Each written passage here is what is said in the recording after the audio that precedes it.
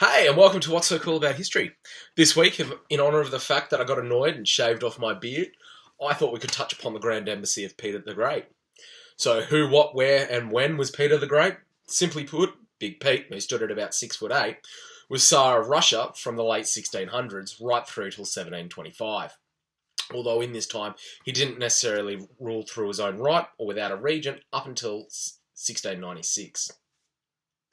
So in 1698, he set off on what would be called the Grand Embassy.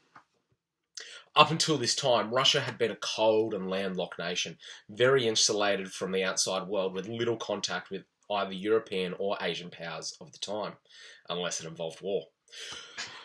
As such, they had little desire to interact with other nations. Peter, on the other hand, had different ideas. He longed to see the world, to learn other languages, he loved to fight, he loved to party, but more than anything, he loved to sail. And as an isolated and landlocked country, Russia was not the place for him. So off Peter trot, just himself and his closest 250 friends, to saunter about around Europe, meeting kings and princes, trying and generally failing to build diplomatic ties, but also successfully learning about their scientific, economic and cultural advances, and most importantly, how to build and sail boats. He also learned how to pull teeth, design a city. He spoke with famous artists and musicians and inventors of the day. He tried to do this with as few people knowing as possible, but when you stand almost a foot taller than everyone else, you can imagine he might not have been too successful. His Grand Embassy was finally cut short due to a need to return home and deal with a rebellion that had sprung up, which he dealt with brutally. When he did return to Russia, Peter had ideas to completely revolutionise the country. He started off by calling in every boyar, or nobleman, into the palace and personally shaving off their beards.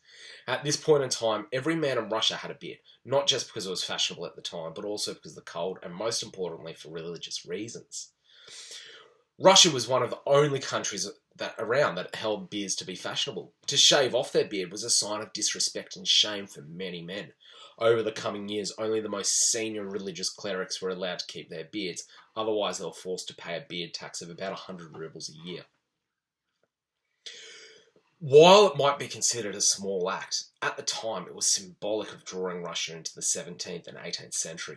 By pulling a reluctant Russia into the European sphere, he also encouraged reforms in science, the military, even to a small extent in social norms of the time.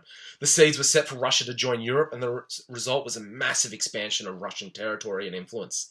The Europification, if we can use such a word, and the modernisation of Russia set off a series of moderate Enlightenment reforms, which would have reverberations down the centuries to more modern Russian leaders like Stalin and even today's Vladimir Putin, both of whom revered Peter.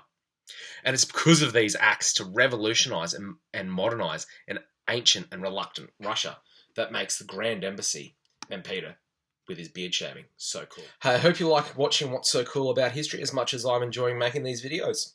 We're in the early days so far, so I'm working through the best way to produce and publish the videos, so it'd be great if you could share them to friends who might also enjoy them.